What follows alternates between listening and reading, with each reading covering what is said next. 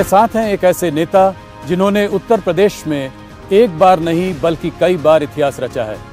2014 में उत्तर प्रदेश में उन्होंने बीजेपी की साख बनाई। 2017 में एक प्रचंड बहुमत के साथ 312 सीटें दिलाकर प्रदेश के राजनीति का स्वरूप बदल डाला। आज बात करते हैं गृह मंत्री अमित शाह जी से एक एक्सक्लूसिव इंटरव्यू में, इस चुनावी दौर में उनका पहला इंटरैक्शन। अमित शाह जी, आपको न्यूज़ 18 को पहला एक्सक्लूसिव इंटरव्यू इस चुनावी दौर में देने के लिए बहुत बहुत धन्यवाद। शुरुआत करते हैं उत्तर प्रदेश के चुनाव से। बहुत कम नेता हैं जो कि इस देश में उत्तर प्रदेश को उस तरीके से समझते हैं जैसे कि आप समझते हैं। 2014 में आपने बीजेपी की उत्तर प्रदेश में साख बनाई। 2017 में प्रचंड बहुमत के संग सरकार बनी, उसके पीछे आपका हाथ था। इस बार आपने 300 पार का नारा दिया है। 3 चरण का चुनाव 172 सीटों पर हो चुका है। उसको देखते हुए आप क्या कहेंगे आज? देखिए, 3 चरण का जो चुनाव हो रहा है और बाकी जो चुनाव है, मैं उत्तर प्रदेश में जब हमारी जन विश्वास यात्रा घूमी, विजय संकल्प रैलियां हुई, मैं पूरे उत्तर प्रदेश का दौरा कर आज यहाँ आपके सामने बैठा हूँ। उत्तर प्रदेश में बहुत बड़े बहुमत के साथ भारतीय जनता पार्टी की सरकार बनने जा रही है। योगी जी के नेतृत्व में भारतीय जनता पार्टी उत्तर प्रदेश का जनता का मन जीतने में सफल हुई है और प्रधानमंत्री की लोकप्रियता 2013 दिसंबर से भी ज्यादा आज हम इसको महसूस कर रहे हैं। ग्राउंड में ये फील है, ग्राउंड में ये फील है और मैं मानता हूं कि उत्तर प्रदेश का चुनाव फिर से एक बार बहुत अच्छे नतीजे भारतीय जनता पार्टी के लिए लाएगा और विजय की बाउंड्री निश्चित ही उत्तर प्रदेश की जनता भारतीय जनता पार्टी के लिए लगाने जा रही है। ज्यादातर अगर सर्वे को देखें अमित शाह जी, तो 230 से 260 सीट्स आपको दी जा रही थी। तो आप देखिए, 2017 के सर्वे का एवरेज 238 था और हमें 325 सीटें मिली थी जी।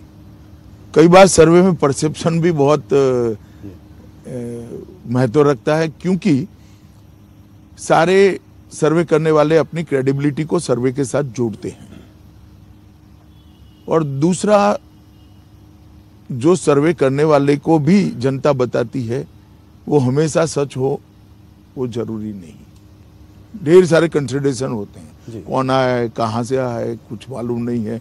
सब लोग संभल कर बोलते हैं, चुप कर जाते हैं और जो चुप कर जाते हैं इसका वोट कभी सर्वे में रिफ्लेक्ट नहीं करता है। तो ये लॉ एंड ऑर्डर का मुद्दा बहुत बड़ा है। अभी जो है प्रधानमंत्री ने एक टेररिज्म का मुद्दा उठाया है। आज हरदोई से उन्होंने बोला, अभी अहमदाबाद में ब्लास्ट केस हुए तो उसमें 38 लोगों को फांसी की सजा और करीब 11 लोगों को आजीवन कारावास हुआ है। आज उन्होंने हरदोई से इस बात को उठाया और उन्होंने कहा कि सपा और बासपा के राज में इन टेररिस्ट लोगों को छोड़ दिया जाता था। नहीं, 11 ऐसे मामले हैं जी सपा बसपा के राज में जिसमें पोटा और यूएपीए लगाया था, उसको विड्रॉ कर लिया गया, जिसमें संकट मोचन के बम ब्लास्ट से लेके बहुत सारे मामले सेंसिटिव टाइप। आप देश की सुरक्षा के लिए क्या सोच रखते हो, उसका जवाब उत्तर प्रदेश की जनता को सपा बसपा ने देना पड़ेगा। अब आप एक बात समझ लीजिए कि जिन पर पोटा और यूएपीए लगा है, या तो आतंकवाद विरोधी कानूने लगे, वो हटाकर केस को हल्का कर आप किसकी मदद करना चाहते हो और क्यों करना चाहते हो? सिर्फ और सिर्फ वोट बैंक के लिए? तो क्या बाकी के लोगों के वोट नहीं है? जो विक्टिम है उनके वोट नहीं है? और ये फील पूरे उत्तर प्रदेश में है और कांग्रेस के शासन में भी ढेर सारे ऐसे मामले आए देश भर में। आज मोदी जी के मुख्यमंत्री रहते आज एक केस इतने कम समय के अंदर, बॉम्ब ब्लास्ट के सारे केसों का एनालिसिस कर लीजिए, बहुत कम केसों में सजा हुई है और इतनी बड़ी सजा की मात्रा जिसको पुलिस ने एज अ प्रोसिक्यूशन एफिशिएंसी के साथ कोर्ट को कन्विंस किया, कोर्ट ने एविडेंस को अप्रिशिएट करने के बाद सजा दी। तो टेररिज्म के मामले में भी सपा बसपा ये जातिवादी और तुष्टीकरण करने वाली पार्टियों का रवैया लचर रहा है।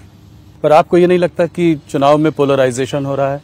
पोलराइजेशन जरूर हो रहा है, गरीब पोलराइज हो रहा है, सलामती फील करने वाले लोग पोलराइज हो रहे हैं।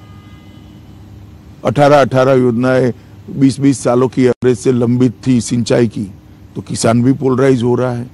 ढेर सारे किसानों को आज किसान कल्याण निधि का पैसा मिल रहा है, 23,000 करोड़ रुपया मिला है, तो वो पोलराइज हो रहे हैं। तो पोलराइजेशन तो मैं ढंग से देख रहा हूं। पर हिंदू मुसलमान पोलराइजेशन नहीं देख रहे हैं। देखिए,